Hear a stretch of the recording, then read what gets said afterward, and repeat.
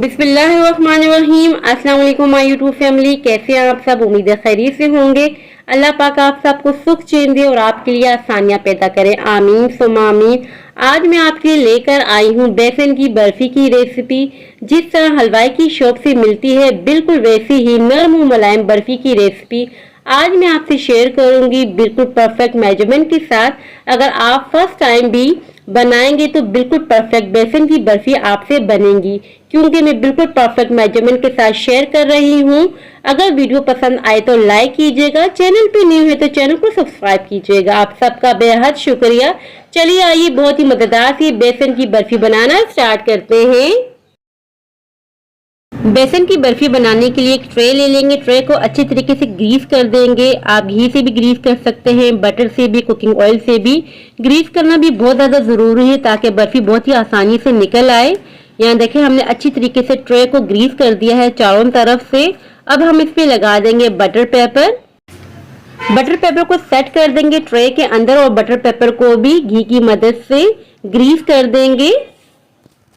अगर आपके पास butter paper नहीं है तो आपने टेंशन नहीं लेनी, सिर्फ ट्रे को ग्रीस कर देना है बटर से, घी से, कुकिंग ऑयल से। यहाँ देखिए हमने अच्छी तरीके से ट्रे को ग्रीस कर दिया है। इसे हम साइड पे रख देंगे। नेक्स्ट प्रोसेस स्टार्ट कर लेते हैं। यहाँ हमने ले लिया है एक पैन। पैन में डाल देंगे 2 कप के बराबर बेसन।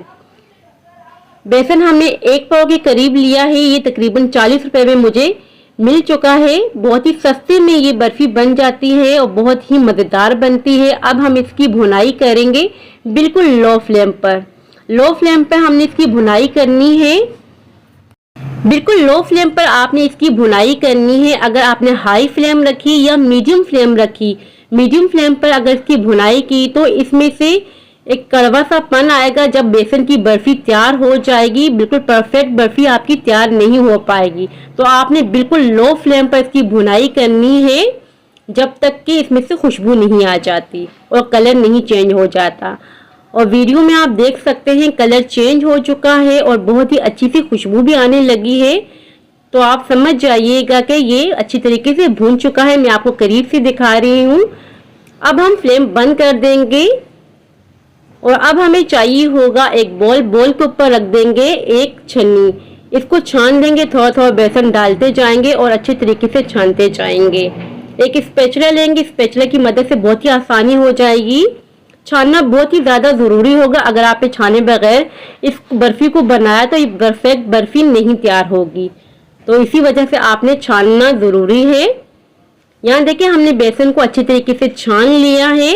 अब हम इसमें ऐड कर देंगे 4 टेबल स्पून के बराबर घी। इसी पॉइंट पे हमने घी का यूज किया है। जब हमने बेसन को भूना था उसमें घी का, कुकिंग ऑयल का बिल्कुल भी यूज नहीं करना। बस हमने इसी पॉइंट पे ऐड करना है घी। यहाँ हमने 4 टेबल स्पून के बराबर घी ऐड कर दिया है। अब हम विस्क का यूज कर रहे हैं।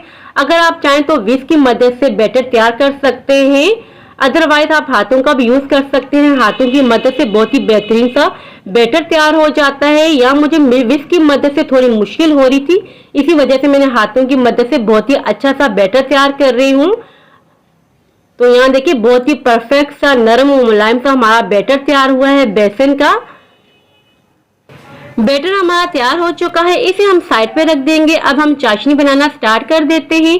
एक पैन ले लेंगे। पैन में डाल देंगे 1 कप के बराबर शुगर, साथ ही ऐड कर देंगे आधा कप के बराबर पानी।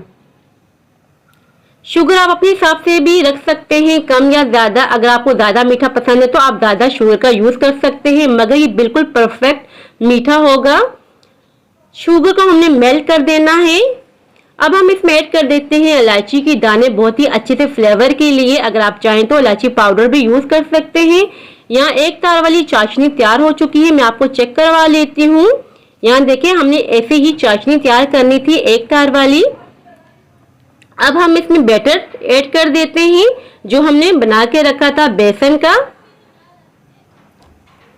अच्छी तरीके से मिक्स करते जाएंगे स्पैचुला की मदद से। चम्मच हमने लगातार चलाए रखना है।